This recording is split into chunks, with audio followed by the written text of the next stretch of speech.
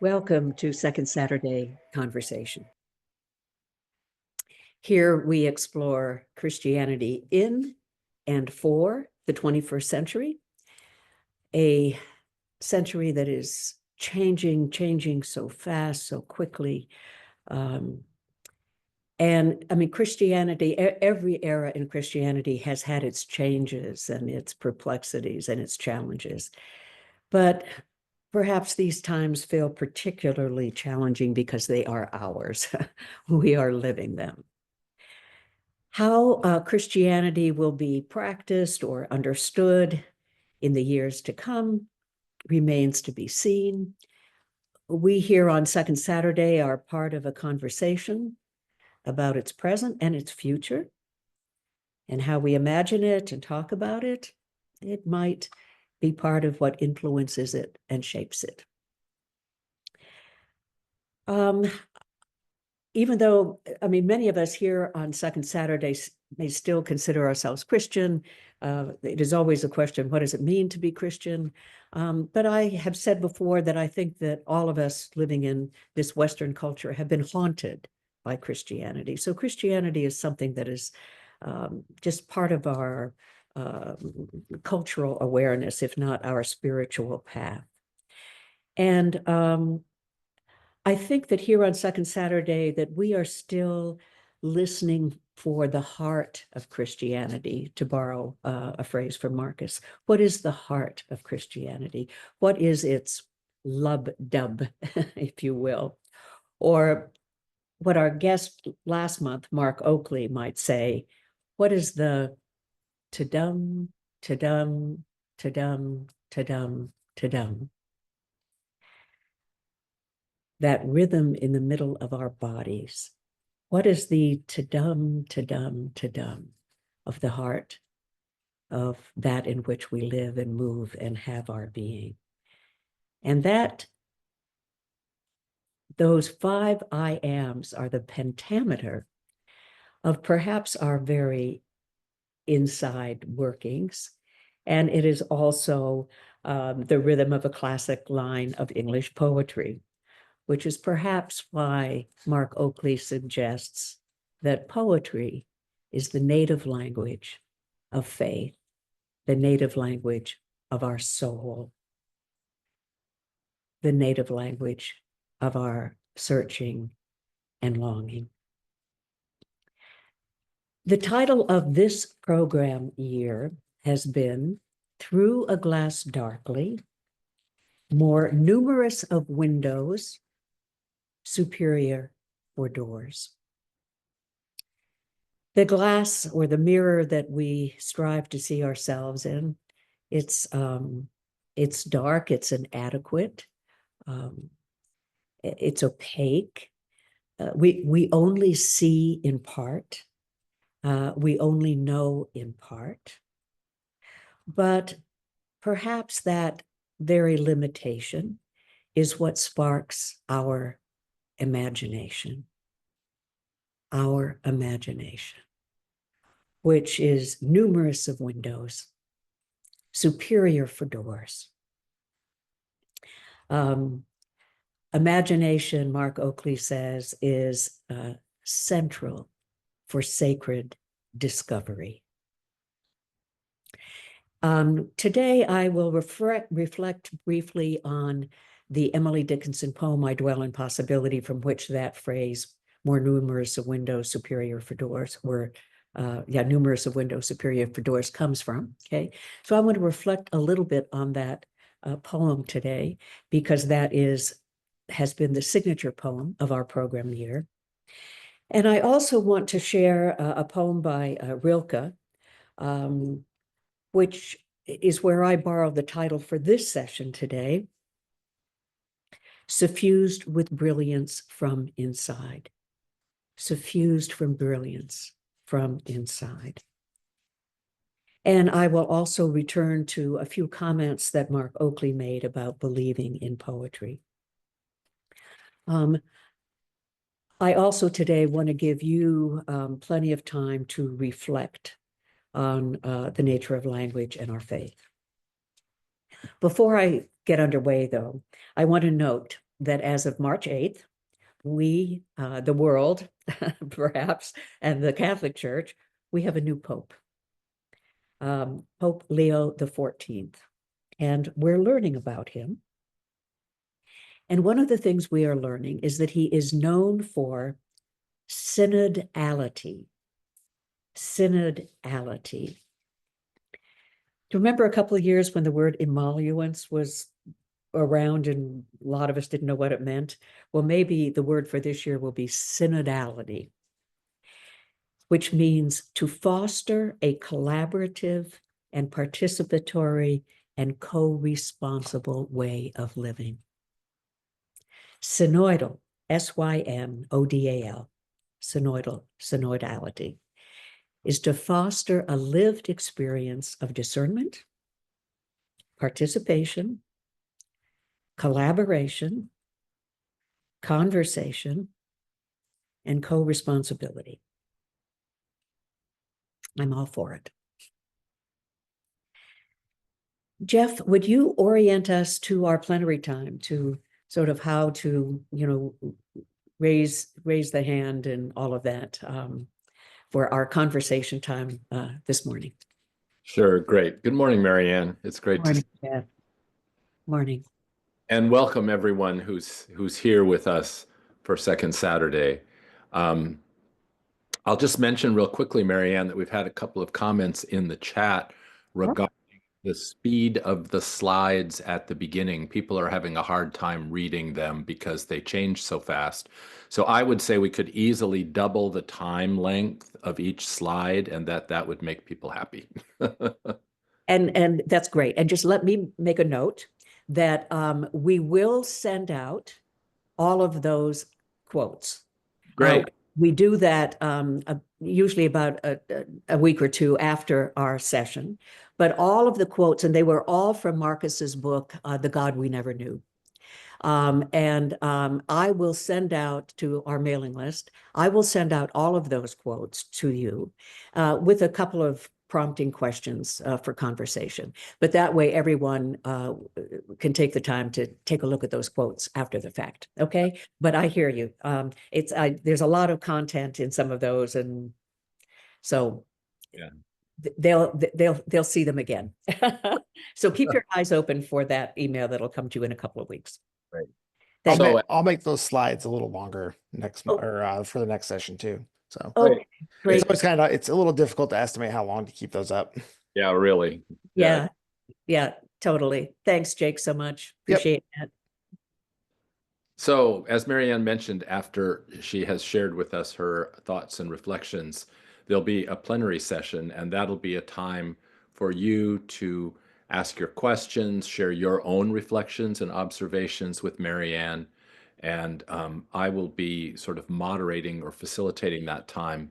If you would like to comment or to speak with Marianne, you'll find at the bottom of the Zoom screen a little place that says react. And if you click on that, you can see that there's an option to raise your hand. So if you'll raise your hand, that'll let me know that you'd like to participate, and we'll call on people as we are able.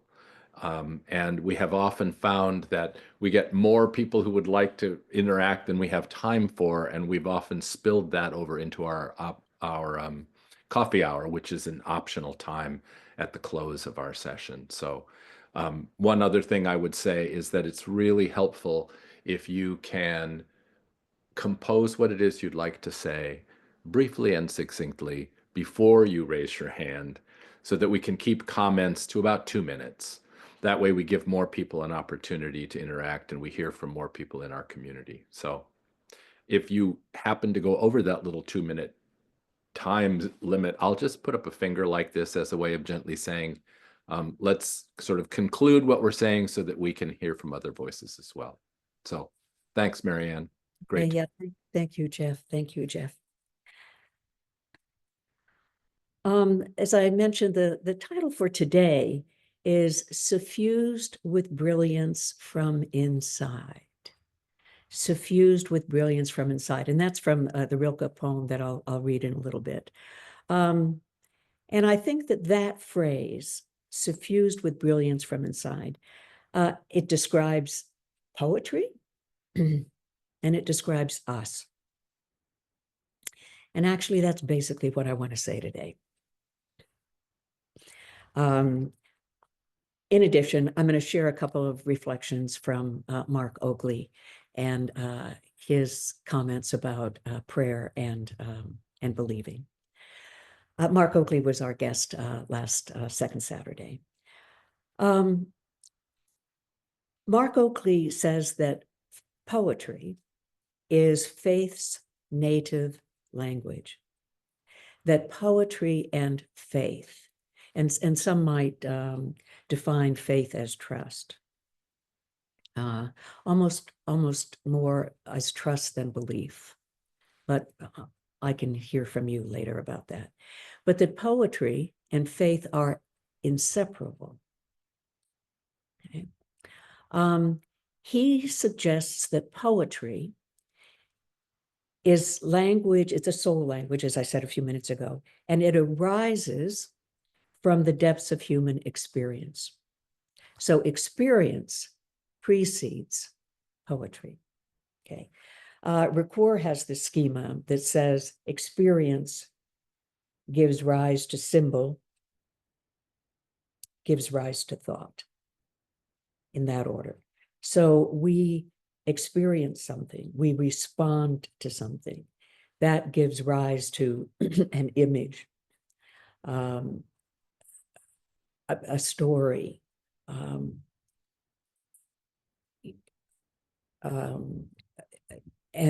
then after we have sort of dealt with that, then we might move to thought, to reflection about how we might talk about that symbol, that story, that experience. Okay, so poetry is what gives rise to poetry is experience. Okay, and I think that that's an important thing to just keep in mind. And experiences, and this is a quote from Marcus that was shown a few minutes ago, experiences, Marcus says, lead to the inference that there is more than one kind of reality, more than one level of reality, and that there are other levels and layers that can be known. Okay, so experience is reflects a plurality of encounter.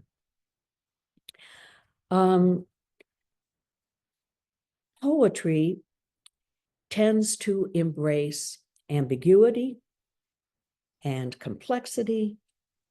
There's no quick clarity with poetry.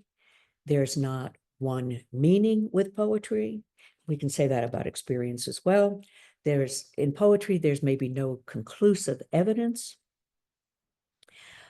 Prose tends more to seek clarity, tends to follow a more logical structure.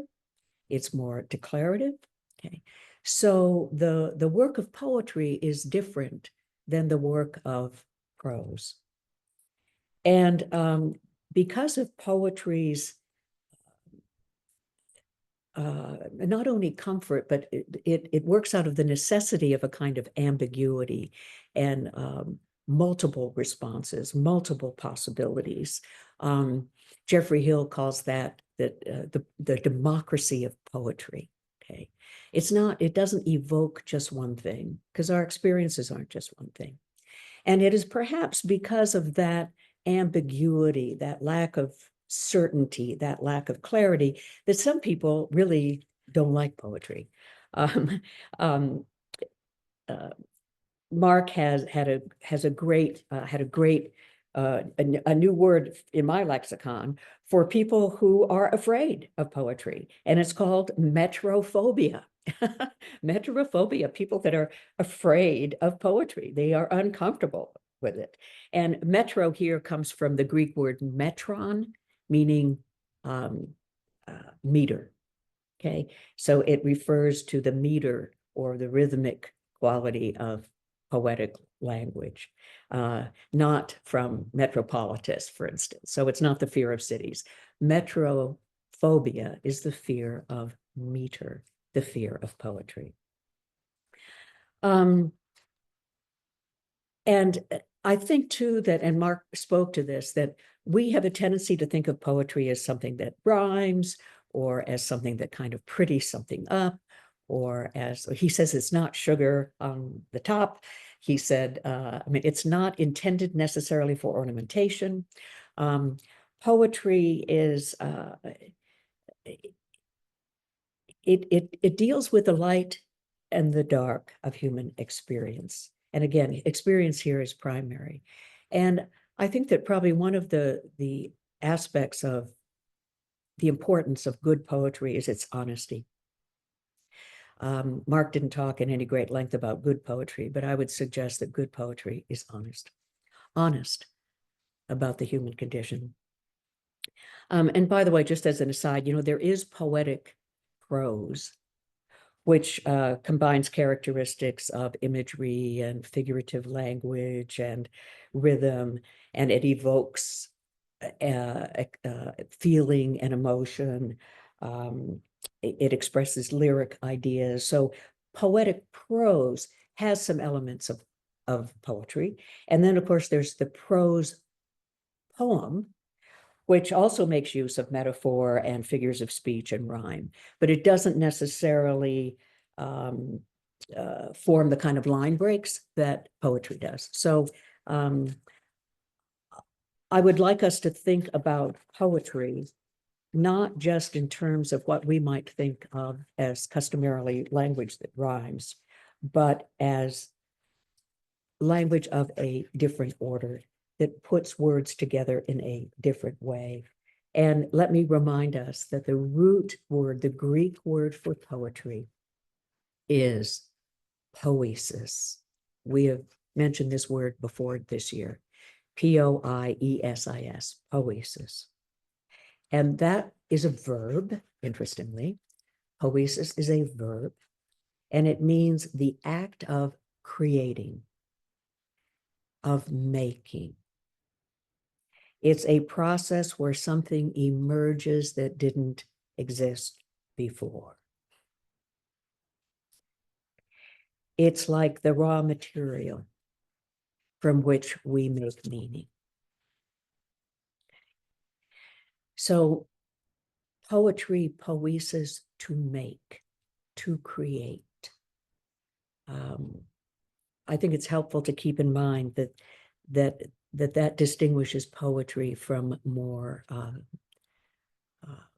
customary use of language, okay, which can be descriptive, but in a different way. Poetry, Mark Oakley suggests, is particularly capable of being sacramental. And he reminds us that the word sacrament also comes from the Greek word for mystery. So mystery is something that's difficult or impossible to understand or to explain. So when words become sacramental, they are trying to carry, they're trying to speak what can't really be spoken.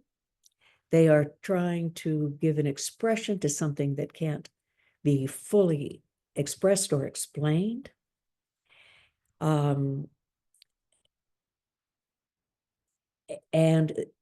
in being sacramental, they also evoke and engage our imagination. Okay, in that they are, this is language that evokes and responds to mystery. Okay, and because we only know in part, because there is so much unknowing in this remarkable world in which we live, that mystery in general, it evokes and engages our imagination. Okay. And Mark says, and I love this statement of his, he said, the human imagination is central for sacred discovery. I really love that. The human imagination is central for sacred discovery. Okay. Mark also went on to say that poetry is not about information, as much as it is about formation.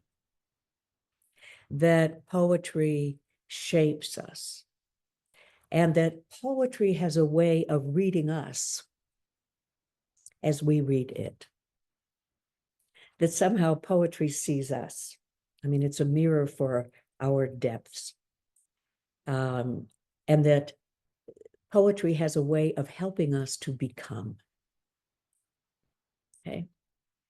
I'm really interested to hear from you what you make of those descriptive aspects of what it is when we talk about poetry.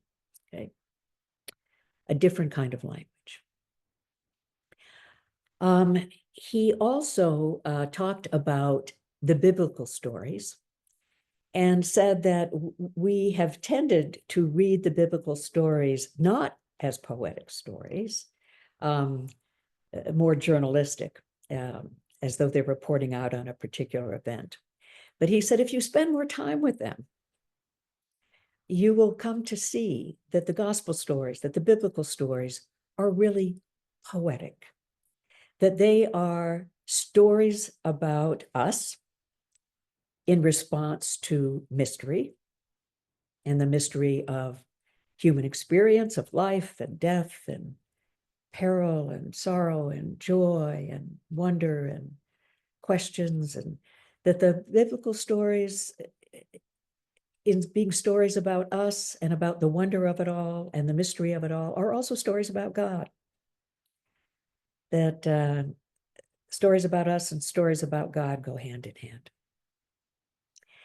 And so I loved it when he encouraged us to take the time to listen to or read the biblical stories as stories that are more poetic than journalistic, that these are stories that read us as we read them, that these are stories about that in which we live and move and have our being, the mystery of it all, the mysterium tremendum et fascinans. And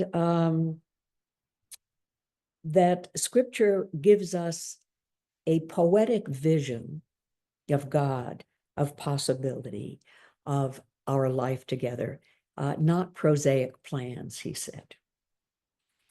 He also went on to say that Jesus himself was a poet, that he was a verbal artist, that he was a storyteller.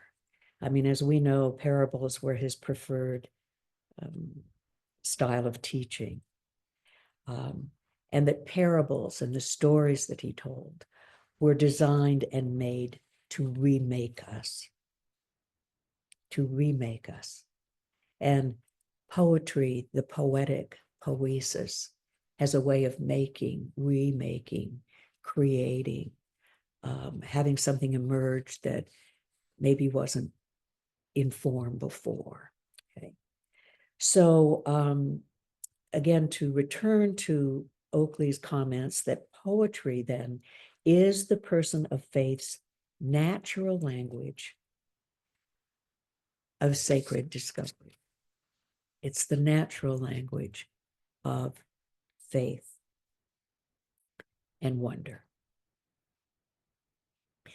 Theological language has its place, but it doesn't have the same capacity that poiesis does. Okay.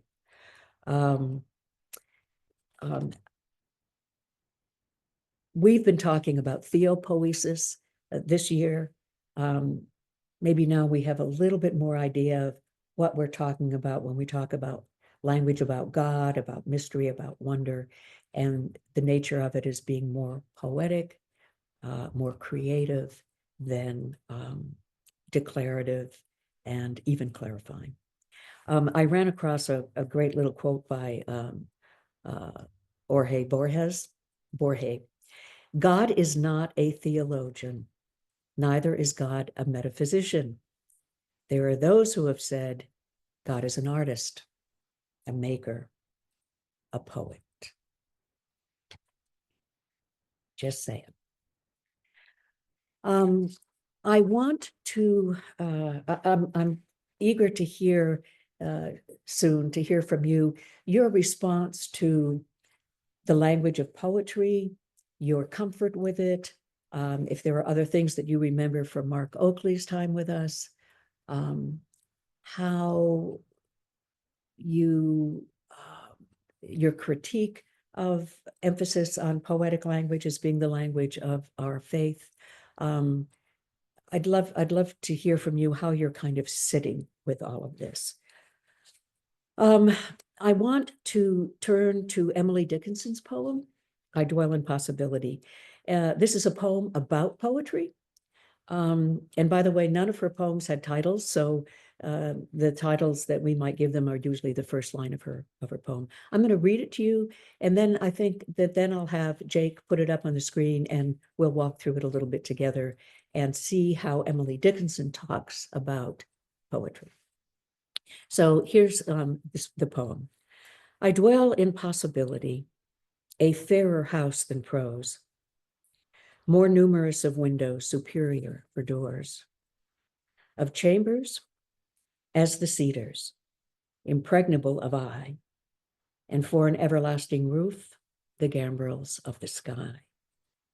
Of visitors, the fairest, for occupation, this, the spreading wide my narrow hands to gather paradise.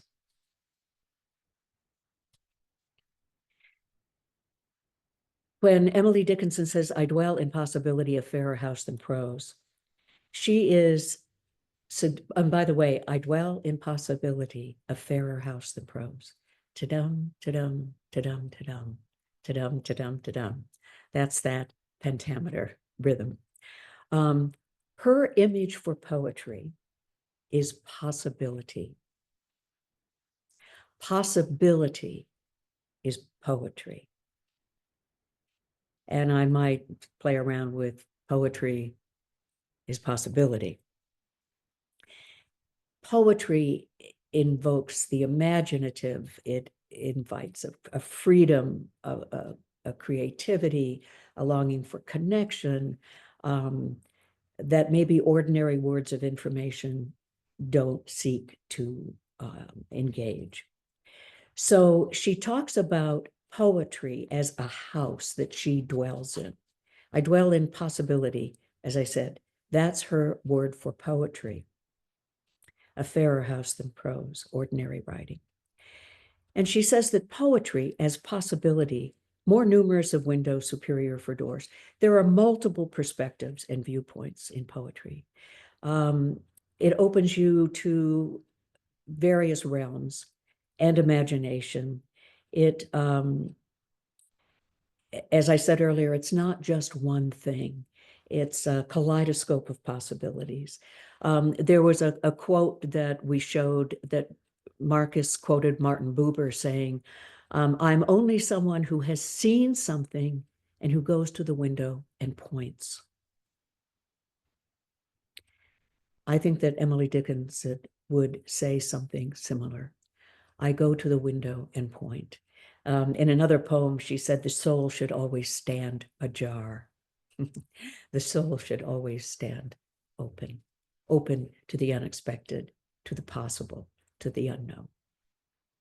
Of chambers as the cedars, here she talks about possible rooms in the house of possibility made of cedar wood. And I don't know how you might interpret this, but, you know, it's natural wood. It expands and grows like a tree, impregnable of eye. Maybe this means the outside world can't see into it. Maybe the EYE here also refers to the eye, that the eye of, unless we bring imagination into our mind, that we can't see the art and creativity that poetry provides and opens up for us.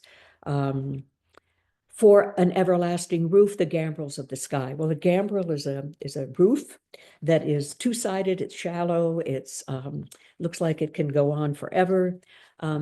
Here, this notion of an everlasting roof, it's an openness. There are no set boundaries. The sky is the limit, if you will. There are no limitations in this house of poetry, in this house of possibility. Prose is more limited in what it can create and make. I think here she is saying that the divine and the natural world, that these are all portals through which we can see possibility, through which we can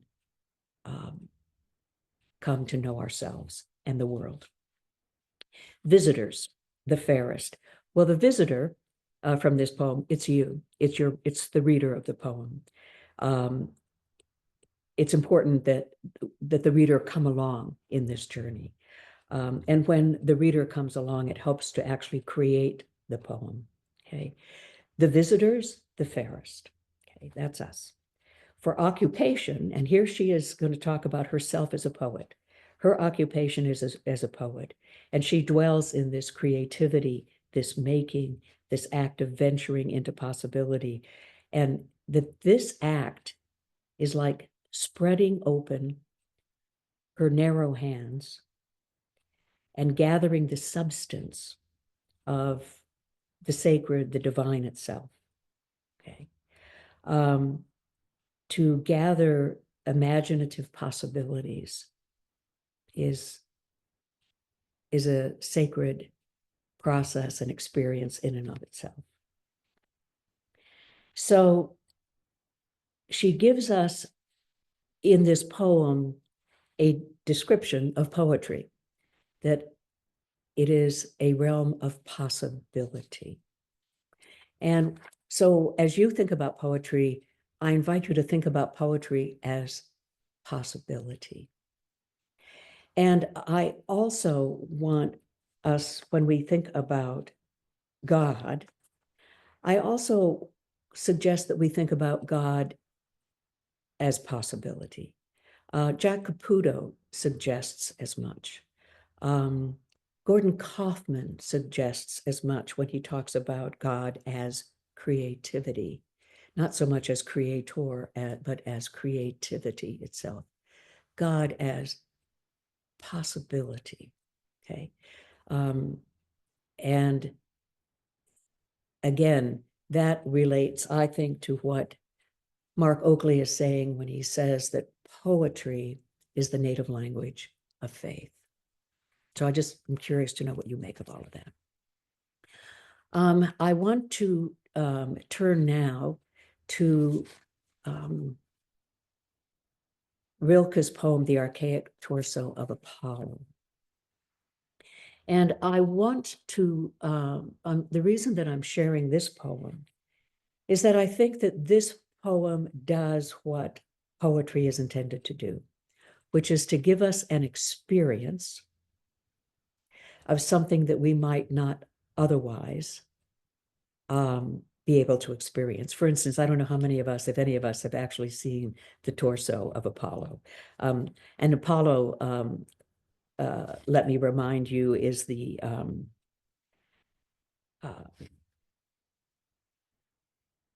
Apollo is the Greek god of sun and poetry and music and prophecy. So it's the name of a Greek and Roman god, and I think it's 560 BCE is when this statue of Apollo, that's the one that Rilke is referring to. And what he does in this poem is he gives us an experience of seeing this torso as it is now, and the experience of and what that experience of seeing that sculpture does to us. Yeah. So even though we haven't seen it firsthand, this poem gives us an experience of what it's like to behold it. And the other thing that I really appreciate about this poem is that, as Mark Oakley said, poetry isn't just about ornamentation and prettying things up. Poetry is about a deep truth. And Rilke here addresses, as he does in so many of his poems, the inevitability of death and decay and incompleteness as part of the human condition. But he also affirms, and this poem shows in, I think, a beautiful way, that there is something deeper that resides in the midst of death, decay, incompleteness. It sees us and we see it. Okay. Before I read the poem, I just want to mention to you that this torso of Apollo lacks legs and arms and a head. But even though it is broken, it emanates a presence. So I dare say that this torso represents more than just the sculpture itself, okay? That in incompleteness, there is a depth that transforms the viewer. There's a beauty that's maybe even amplified by incompleteness. There is a mystery amidst it all that is suffused with brilliance from inside. Or, as Rilke says, this sculpture would not burst like a star. Okay. So Rilke acknowledges our broken state, and something else is affirmed in its depths. So here's Rilke's poem. We cannot know his legendary head with eyes like ripening fruit. And yet his torso is still suffused with brilliance from inside, like a lamp, in which his gaze, now turned to low, gleams in all its power.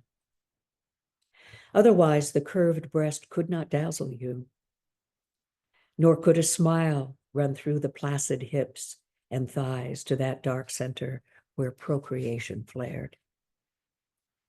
Otherwise, this stone would seem defaced beneath the translucent cascade of the shoulders, and would not glisten like a wild beast's fur, would not, from all the borders of itself, burst like a star. For here there is no place that does not see you. You must change your life.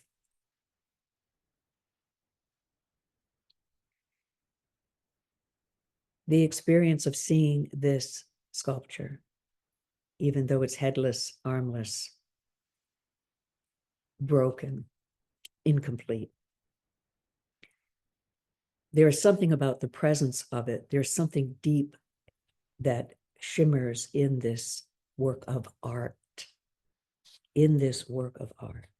that so moves us in our seeing it,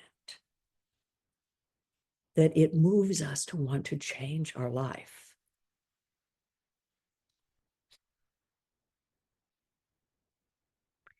I think this is a great poem to read in this Eastertide.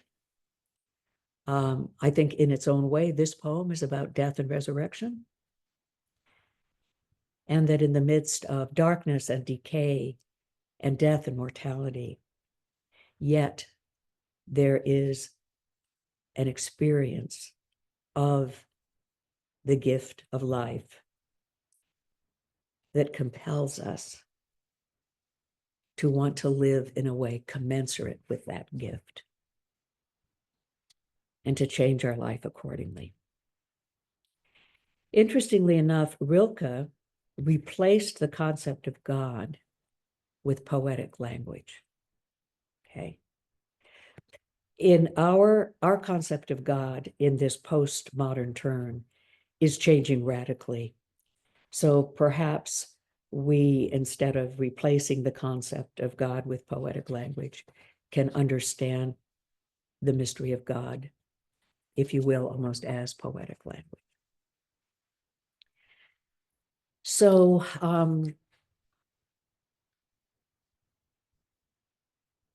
I would love to hear from you.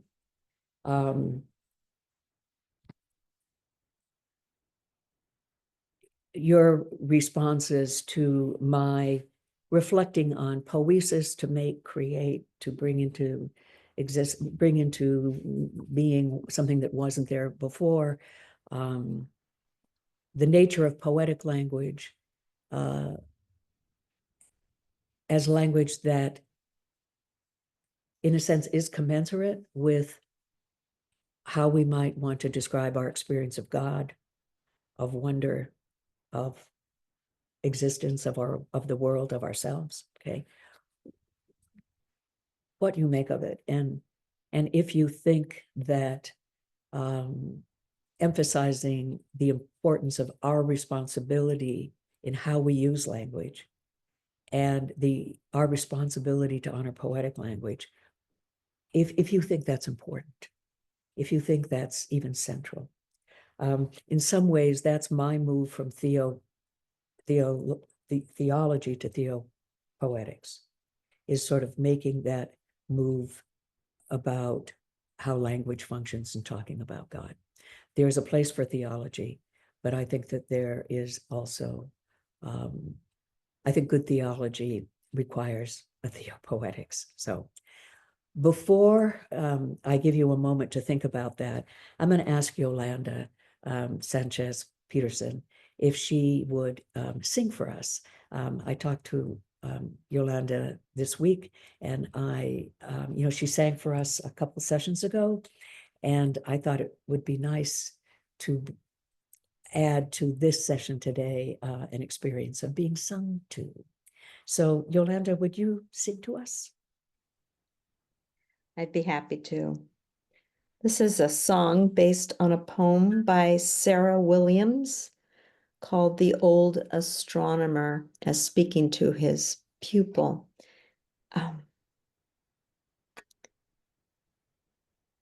Though my soul may set in darkness, it will rise in perfect light.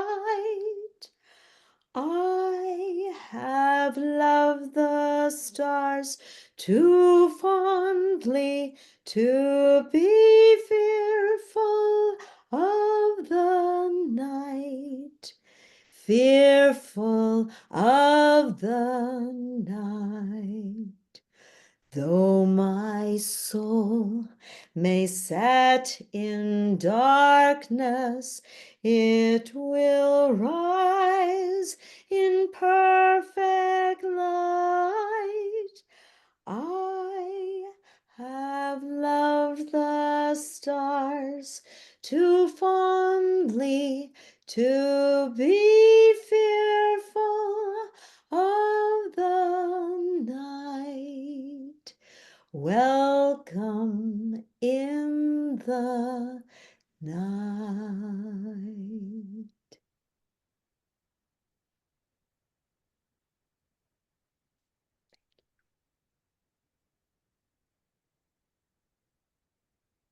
I love that. I've become too fond to be fearful. Thank you, Yolanda, so much. Appreciate your being here and giving us that gift. Thank you. Thank you. Well, good. I'm glad that there are hands that are raised. I've been kind of meandering a little bit in reflecting on poetry and poiesis, and I have not said a lot about belief and the language of our faith directly, and the tensions between peril and wonder and grief and wonder and all of that.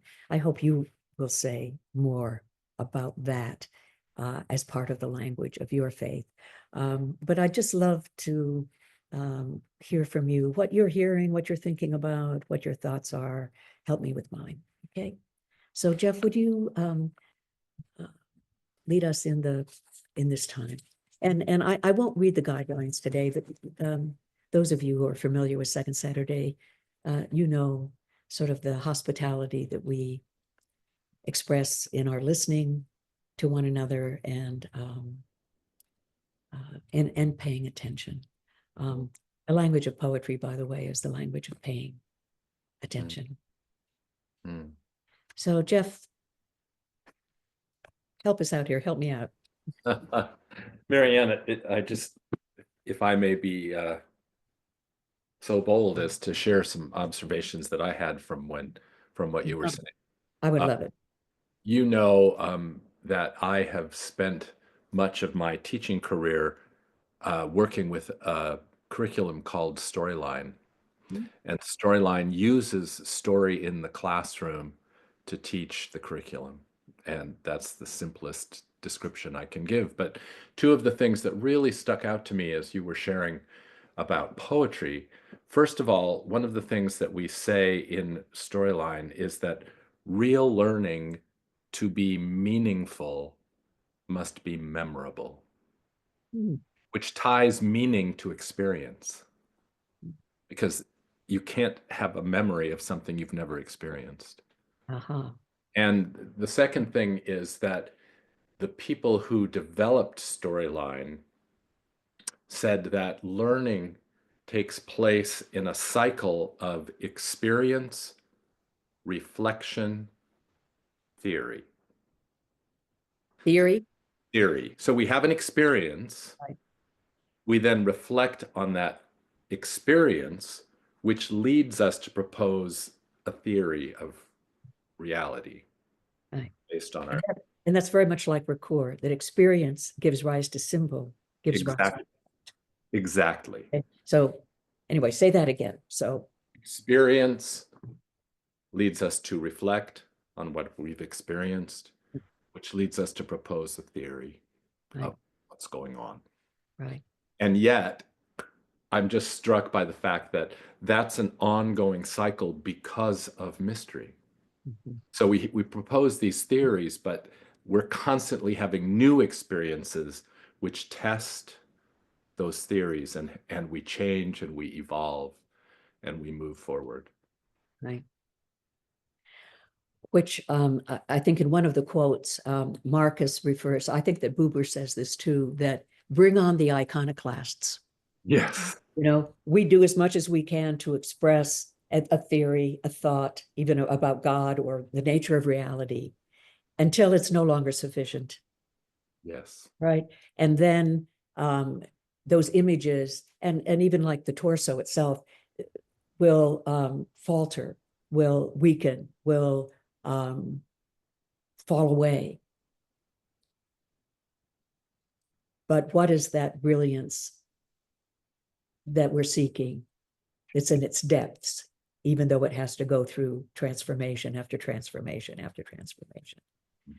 So anyway, but I love what you're saying about this ongoing work of making, remaking, having something emerge.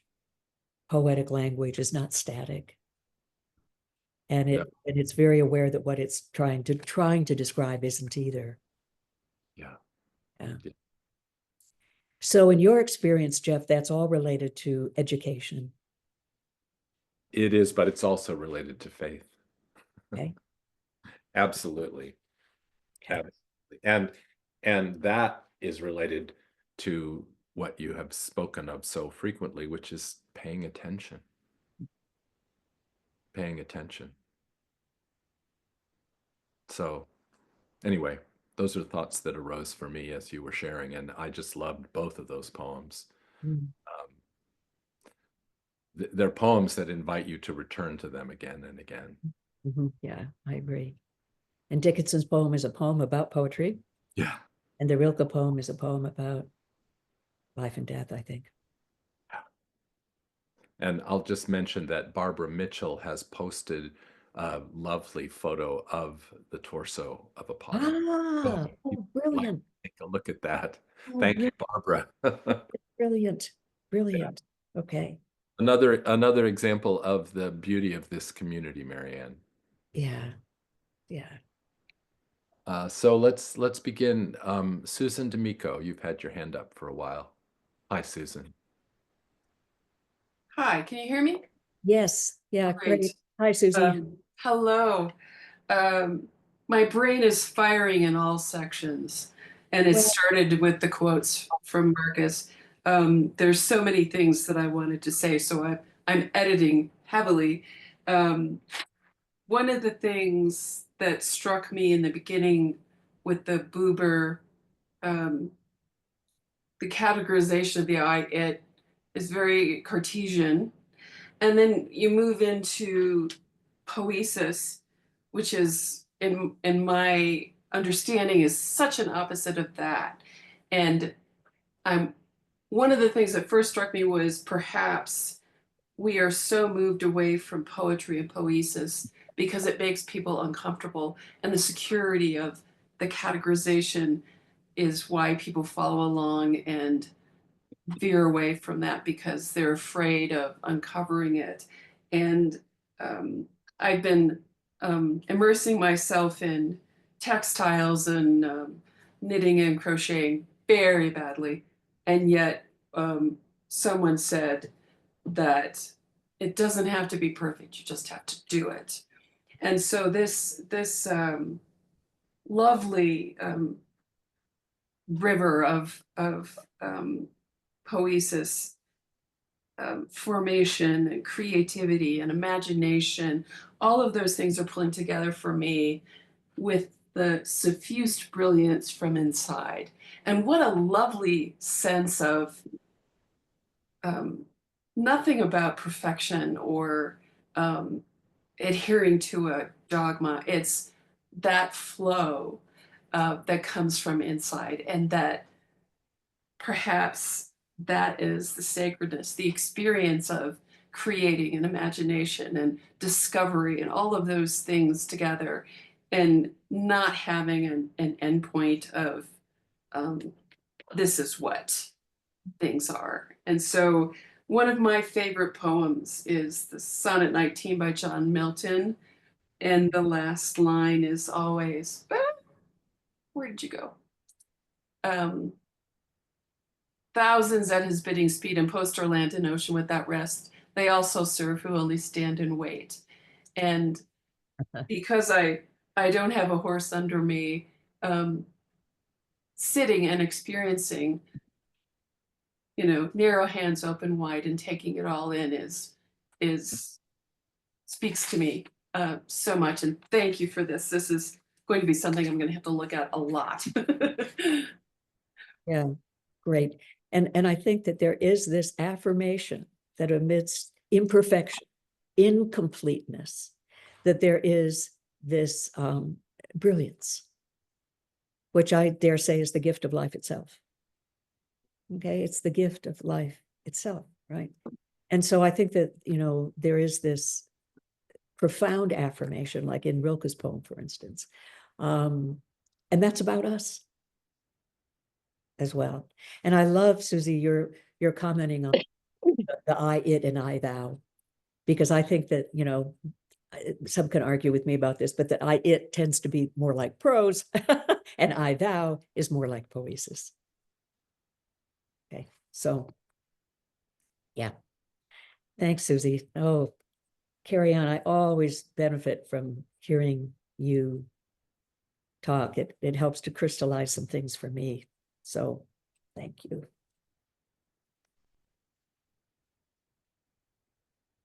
Jeff, you're muted, my friend. Sorry. Lynn, would you like to unmute?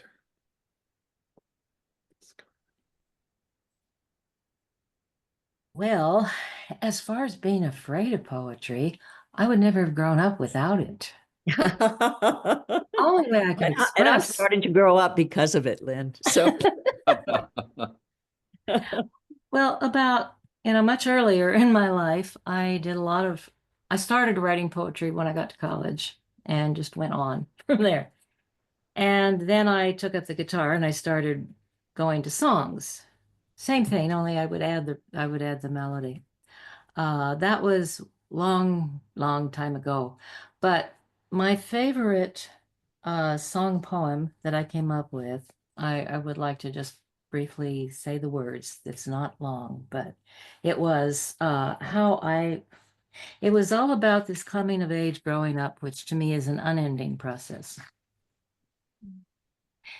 If I could break the old taboos, if I could touch If I could choose to speak the thoughts I've not yet thought, if I could loose the powerful thing within me, if I could let my power join with yours, then would the world come to rest completely. Then would my soul be at peace. Mm. Mm. Nice. Nice. Thank you, Lynn. Mm. Thank you.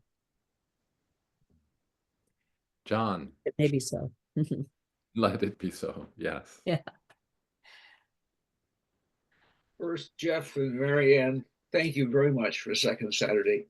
It is an important part of my life. I find myself immersed in chaos, and I think that's intentional to overwhelm me. Chaos, that whole experience reminds me of Genesis 1. So let me just do a very brief piece of this. This is, in the beginning, God created heavens and earth. Okay, it's a creation story. Poiesis. The earth was a vast waste, darkness covered the deep, and the Spirit of God hovered over the surface of the water. It's a description of chaos. God said, "Let there be light," and there was light. And God saw the light was good, and he separated light from darkness. He called the light day, and the darkness night. So came evening, and morning came, and it was the first day. As you describe poiesis, an act of creation, that's what Genesis 1 is. Mm. Mm. Yeah. And I love it how the Spirit hovers. You know, it doesn't land right away. It hovers. And that may seem like chaos. But look what issued from it. Yeah, in the beginning, poiesis. What do you think? What do you make of that? Thank you so much. Yeah. Thank you, John. Jel. Yes. Couple of things you said. You mentioned poetry reflects ambiguity, possibility, and mystery. And then you said prose seeks clarity. First thing that popped in my head is a book about poetry and what it means is like they're the antithesis of each other because the clarity destroys the mystery. Then my next thought was, you said Marcus says if you read the Gospels, you see the poetry in it. Okay, so that's the mystery and ambiguity. And then we have a creed which seeks clarity. And again, it's like the clarity destroys the mystery of the Gospels because it focuses you into one interpretation and you don't see the broad spectrum of the Gospels. And in that moment, it just was a revelation to me. Is that's the reason I don't like creeds anymore, because it removes the mystery and the ambiguity in my mind to explore other possibilities of the meaning of the life of Jesus and the actions, because I'm being forced now into 2nd and 3rd century prose, which is very limiting. So I don't know, it just popped into my head. And so I'm so glad you presented this, because it's all of a sudden things really gelled and crystallized for me. Well, I hope I still, when it crystallized, I hope I still haven't destroyed the mystery and ambiguity. But, an aha moment. So thanks a lot. Yeah. Yeah, and yeah, thank you, Jel. And when Dickinson says, "I dwell in possibility," I mean, that's just so interesting. I dwell there, right? And I think that prose has a tendency to want to dwell in certainty, as you said, and those creeds, well, as Mark Oakley said, they completely avoided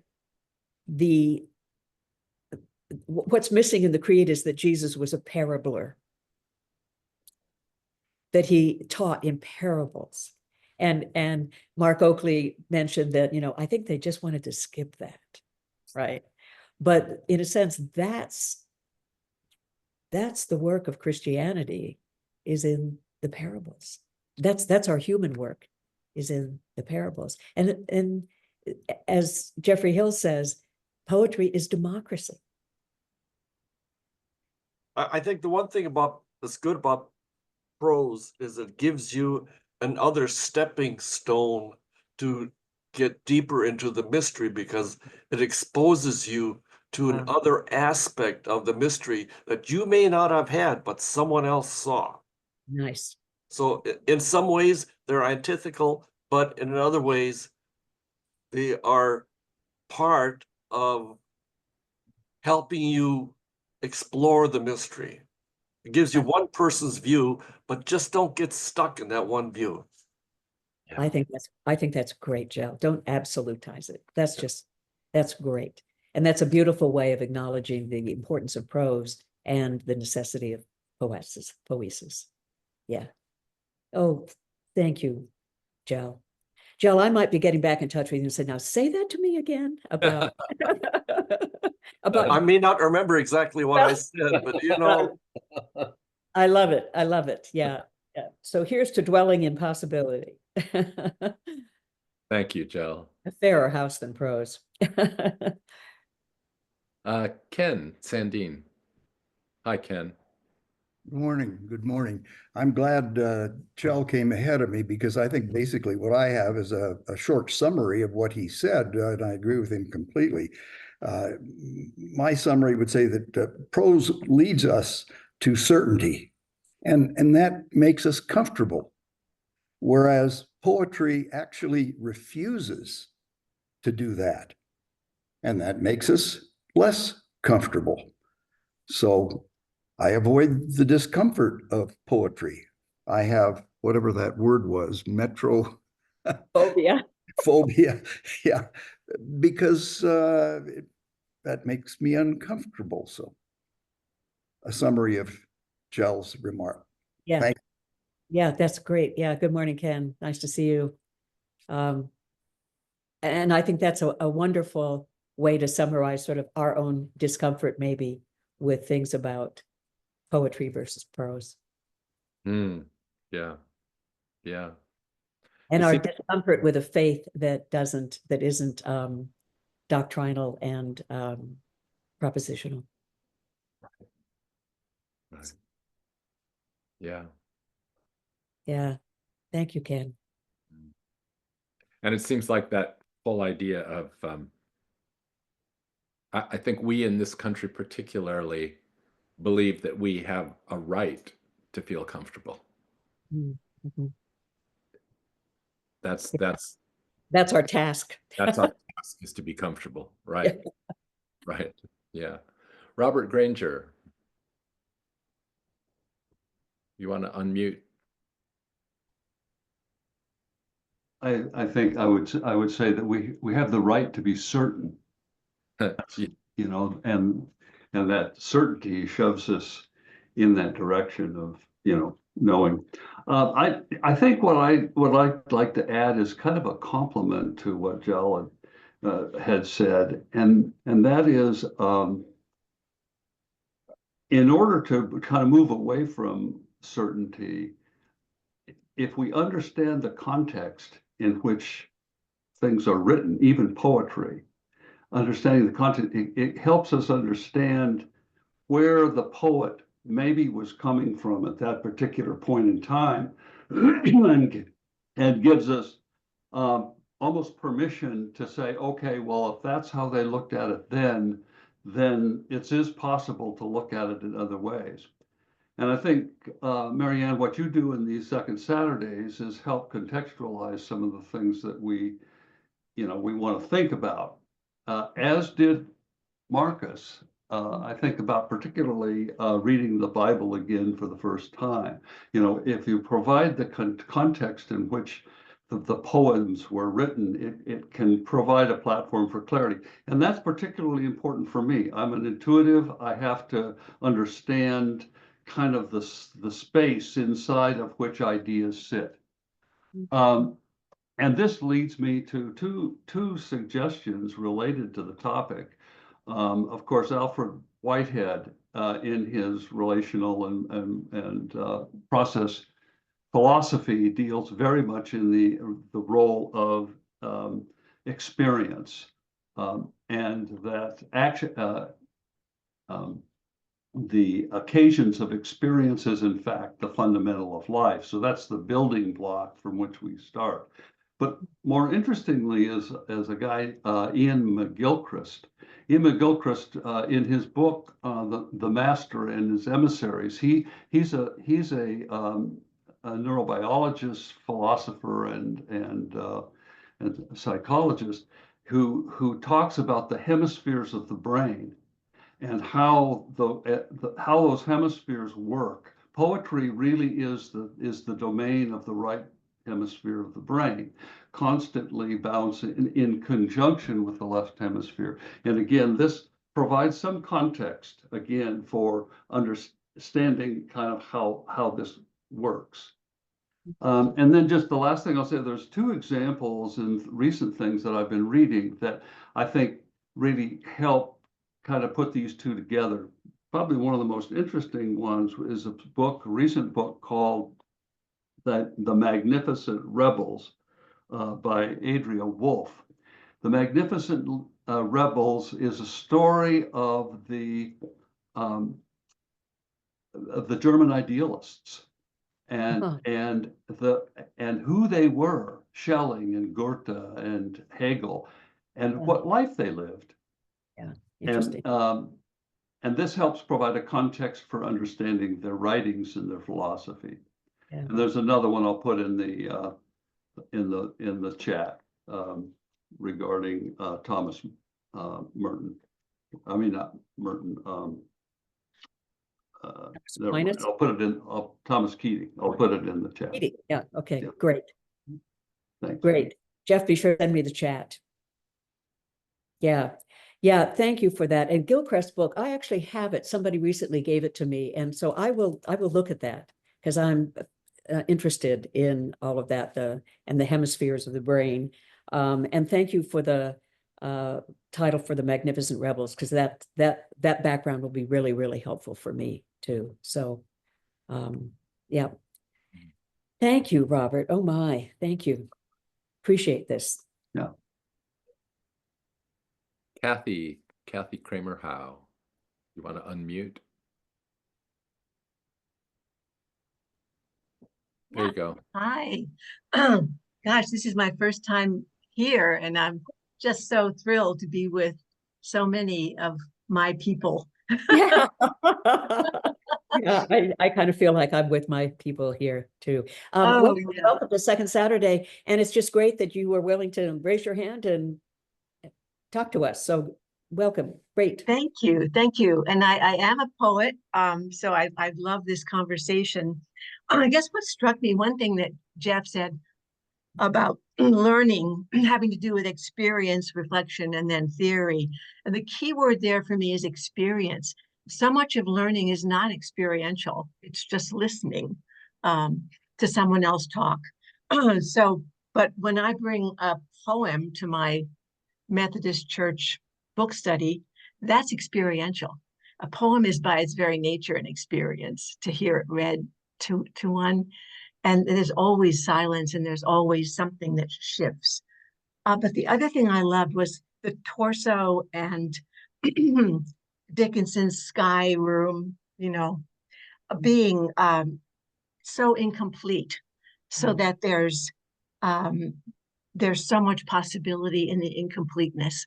And I needed to hear that. I'm about to embark on some new poems, and they're always like plunging into a cave where I don't know what I'm going to find. But I love the Through a dark glass. yeah, exactly. Yeah. This feeling that it's great not to know, and the imperfection of it all is what allows us to have an experience at all. And in that experience, we change. And that's what I think Rilke said, you must change your life. That sounds a little dictatorial, but I think you do change your life. Do change your life if you study the torso of Apollo like that, and all the missing parts to it, and yet everything that's still there, and so gorgeous. I just wanted to say, we just came back from Vietnam, trip there, and how I wish some of you had been on that trip, because we would have talked about something other than Costco. We're a Costco nation, I'll tell you. Yes, for sure. You can count on all of us to have done that. Yeah, but even on the Japan Airlines, every place setting will have a corner turned in a different color and a strange stitching. Everything has some imperfection in the Japanese culture, and that I see that now. That is the crack, that lets something emerge and lets me go in. So thank you so much for these thoughts. Yeah. Oh, thank you. Thank you. And as Leonard Cohen says, it's the cracks that have the light come in, right? And I think that what you're describing is what Oakley describes as sacred discovery. Yes, exactly. Sacred discovery. And that the imagination that's what will lead us. Yeah. Yeah. But oh my. Well, come back to Second Saturday again and bring with you one of your poems. Oh, thank you. Thank you, Marianne. I love to do that. Thanks. Yeah. Good.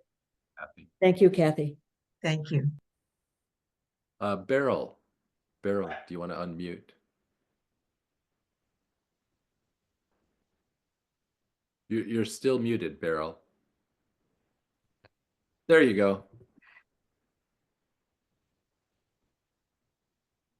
Oh, there we are. There you are. Not my forte, I'm afraid. Can I just click that? Yeah. There you go. Yeah, you could. Good. Yes, I'm grateful for the last two contributions. I'll preface this by saying that I'm nearly 86, and 60 years ago, a large South African woman, black, laid hands on me and said she's nearly through to the baptism of the Spirit. The healing home I was staying with for a few days was evidencing all the gifts of the Spirit in a Pauline sense, and my immediate reaction was to want to run 3 miles in the opposite direction as quickly as I could. But over the next 2 or 3 years, I did a certain amount of research. I was a psychologist by training. And for 60 years, I have prayed in the Spirit, i.e. praying in tongues. For 50 of those years, I have been very constrained in whatever speaking about this experience. But when Justin Welby, who's now rather notorious, but admitted that he had spoken in tongues since 2013, I thought, okay, for the last few years of my life, I perhaps ought to be a bit bolder about this. So today I am doing, I'm coming out. Yes, good. So this is my experience of the last 60 years. And I draw on prose as well as poetry.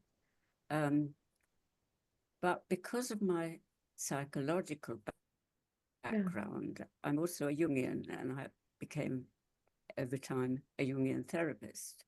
And so this whole area of the evolution of consciousness and those deeper levels of the psyche from which I think tongues as a form of prayer, praise emerges together with dreams, visions, the whole wealth of spiritual experience that we hear of through history. And the not yet God that I've just discovered after you spoke of it the other previously, which studies the work of the evolution of consciousness, of the work of Jung, of Teilhard de Chardin, and the relational whole. You know, praying in the spirit is the least of the gifts, can be very divisive, very controversial when tied to a fundamentalist theology, but can also contribute to this whole touching of the mystery and the brokenness through which sometimes the cracks through which the light comes through. Lovely. Lovely. Yeah, thank you so much for that. And the Not Yet God, that's Ilia Delio's book, where I think that she is sort of hoping for the rising of the planetarization of consciousness to a level that will bring us through. I'm very touched by your putting glossolalia into a category of poiesis, you know, that speaking in tongues, in that not assuming that it's part of a fundamentalist practice, but that it's maybe more related to a making, a creating, a level of consciousness. So thank you for that. Yeah. And Justin Welby was the Archbishop of Canterbury. So, and I didn't know that he had spoken in tongues. So that's an interesting thing to know about him. So, oops, and your mic is off now. So I'm gonna, yes. Okay. Anyway, thank you for that. It's very, very thoughtful. And you know what? This is a safe place to come out. Yeah. Like, you know, to all of us, come out, whoever you are. You know, wherever we are. It's like, so thank you for that too. That's you're trusting us, and I think that you can tell that we trust you. So thank you. Thank you very much, Beryl. Kate Gibbs, lovely to see your name up there. You want to unmute, Kate?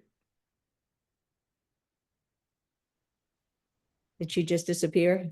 No, She's There she is. I never know how the hand thing works because I always think I'm gonna, the later you put your hand up, the later you speak. But anyway, I can see you though, Kate. There you are. Great. Okay. But thanks for There you go. Bye. this and talking about poetry. I like what you said about poetry reads us as well as we read it. That was quite profound. I think I've talked about this in another session, how, you know, we were talking about reading the poetry, the Bible, poetically, and I just love how I said this to my minister before, and he kind of argued with me, because what I said was the gospel stories, you could read them to a 90, an older person, and you could read them to a child and they'd get it. But Brent kind of disagreed with me because he said, well, no, there's a lot more depth in the Bible stories than you think. But because of that poetry, and the Bible is so simply written that it's so beautiful to read. And I don't like coming off as an expert about how the Bible is written because I only started reading it like before COVID. But that's just my interpretation of it. And then I really like what Beryl just said about the Japanese cups with the crack. I've seen a picture of that, and it says, well, the cracks are where the light gets through. Right. And yeah, Right. if we read the Bible more metaphorically and more poetically, then I think you'd get a better grasp on it, and we'd probably be a lot kinder to each other if we just followed Jesus' core message without all the rules Yeah. in the Bible that so many people have just made up and splat there on paper. But Yeah. um, Yeah. I'm with you on that. If we would just, follow him and love him, love the way he loved. yeah, Yeah. And we can do it. We have the capacity in us to do that. yeah, I believe that. I don't really, I'm not really a crier, in movies. I don't know why, because I definitely feel things pretty deeply, but I think the only times I've cried at something like that is more of a song or music, but it has to be like with words. I know most of the music you play on here doesn't have words, but usually the words of a song will touch me more than like a story or something. Yeah. I don't really know why, but I guess that would be a form of poetry. I agree completely. I agree. Just, Yeah, there's a musicality in poetry, but there's something about music that just, I don't know, it like touches the very marrow in our bones, yeah, I could listen to music all day, but It's good. That's also soul language, I think. yeah, I think so. Anyway, when I put up my hand, I still didn't know exactly what I was gonna say, and I'm kind of rambling, but just a few of my thoughts of Yeah. what you talked about. Thank you. Thank you, Kate, it's Kate. always good to hear from you. And I always appreciate what you hear and where that touches you and how you bring that back to us. So thank you. You're always a gift to us. Appreciate you. Kate, Yeah. you'd be interested to know that you mentioned the Japanese always putting in something imperfect. Yeah. That's also something that Navajo weavers do. If you see a Navajo blanket Oh, or a Navajo shawl, there's always an intentional mistake that's in the weaving. I just think there's a it's fascinating. that's funny because I I joined this singing group, and there's a song called the Navajo Rug. And Okay. Right. yeah, so that's what. No, it's all about that. Yeah. Yeah. Thanks, Kate. And I love that. Yeah. And I love the fact that what you're talking about too, and what others have talked about, is maybe this intentional incompleteness. Right. That's part of our design. Yeah. It's part of our design. I want to make sure Jim High has a chance to say hello before we move into our coffee time. So Kate, thank you so much always. And Jim High, if you put your hand up, I would have called on you, even so, because you have a good, and I mean this in the best sense of the word, a good critical ear and eye for theological language, for thought, for how we talk about God. So I am just eager to hear what you have to say today in light of our going on and on about poetry. Well, maybe not. I didn't put my hand up until everybody else had a chance to speak, because I just don't really like poetry. Okay. I like the explanation of poetry. If I read a poem and I think, what were they trying to say? And somebody tells me what they were trying to say, I like the explanation. And I want to remind everybody that there's such a thing as good poetry and bad poetry. Maybe I've read too much bad poetry. Fair enough. And because that I think we have to keep that in line. And what I really do, the only thing I thought about last week's program when I got a chance to listen to it, last month's program, Right. was I don't think we should try to use poetry to justify our faith and forget other ways of thinking about the faith. And I don't know if you understand my poetry in that, but what I'm trying to say is we live in the 21st century. We live in the Milky Way galaxy. We know that there are 400 billion stars in the Milky Way galaxy. And we know that most of those have planets around them. And most of those planets have one planet at least that's in the zone where we can have life. And so I'm one that thinks that life is everywhere in the universe. That may not all turn out to be like ours because we are the product of evolution.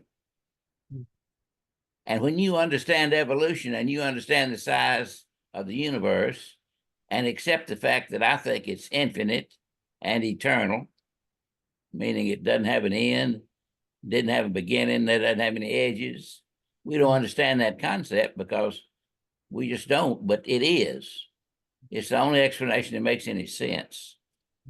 When you understand that, it's hard for me to go back and read a book written 2,000 years ago by people that didn't know that. Yeah. And that's just the way I put it. Yeah.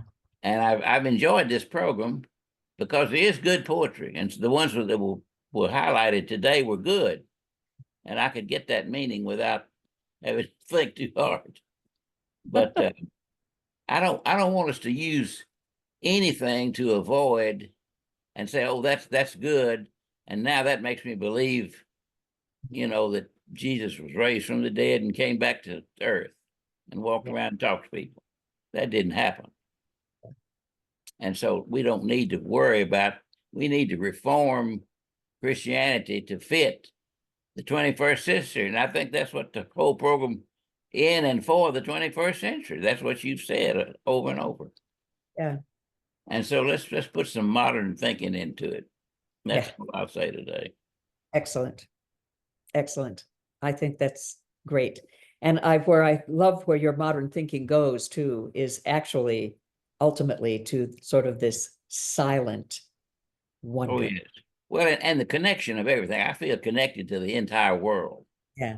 I feel connected to my plants and the water out there in the lake in front of my house. And I just feel a connection to all of it and to all of the people here, people everywhere.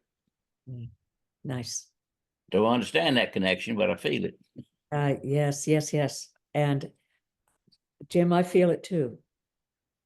And I find hope in that. That we're all, here we are together. I think I've sent you some articles by a fellow named Jim Palmer. Yes, indeed you have. Who writes a lot of articles on Facebook and now Substack. Yeah. And he wrote one the other day I thought was really interesting. He said, what if we had to set out and invent a new religion? And he laid out all the things about the old religion. And he said, do you want to keep this or not? It was a really interesting article. Yeah. And I think what people are saying today is that for us to go back to our experience of this, what is our experience? Like your experience of walking around the lake or feeling at one with them or even connected to us. What is that experience? And that's part of the awe and wonder of our existence, I think. Well, and we don't, most people don't recognize the power and the complexity of this thing that's in our head. Yeah. That took 3.8 billion years to evolve. Yeah. Jim, thank you so much. Yes. And good to see everybody again. Lovely. Good to see you. And by the way, I've recovered from my fall, so. That's why I missed last time. Yeah. I'm happy to see you sitting there and in your right mind, Jim. Yes. I hit my head pretty hard when I went down. I thought I'd knock myself out, but I didn't. Well, I'm glad that you're sitting with us today. Thank you so much for being here. Well, Marianne, there's a couple more hands, but I think we'll maybe continue the conversation during coffee hour. Okay, Steve, can you go into coffee hour? And Jackie, And Jackie, can you? Okay, good. that'd be great. So thank you, Jeff. Let me just quickly move to close. Our next second Saturday is going to be June 14th, and that will be our last gathering for this program year. Okay, we'll start again in September. We take July and August off. So we'll start another program year September 13th. And we'll have our final third Saturday reflection, which is an opportunity for small group conversation. We'll have that on May 17th. And I will send out invitations for those, of course. During our closing music, we're also going to show some slides, and all of those slides are taken by Brandon Scott. Brandon was one of our guests this year. Brandon's a wonderful, wonderful human being. He's a scholar and has a heart and ear for parables, and he's a wonderful, wonderful photographer. So they're just a few of his slides from a recent trip that he and his wife Margaret took. So you'll see some photos of Brandon Scott. Closing music. I chose for today Copland's Fanfare for the Common Man. It was written for those who were engaged in World War II. It was written, I think, in 1942. And this is Copland's intent to honor the everyday individual during a difficult historical period.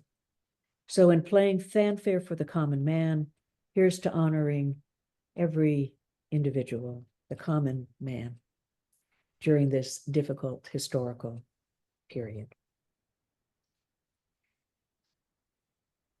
I'll look forward to seeing some of you at our coffee time. We'll have about 20 minutes for continued conversation.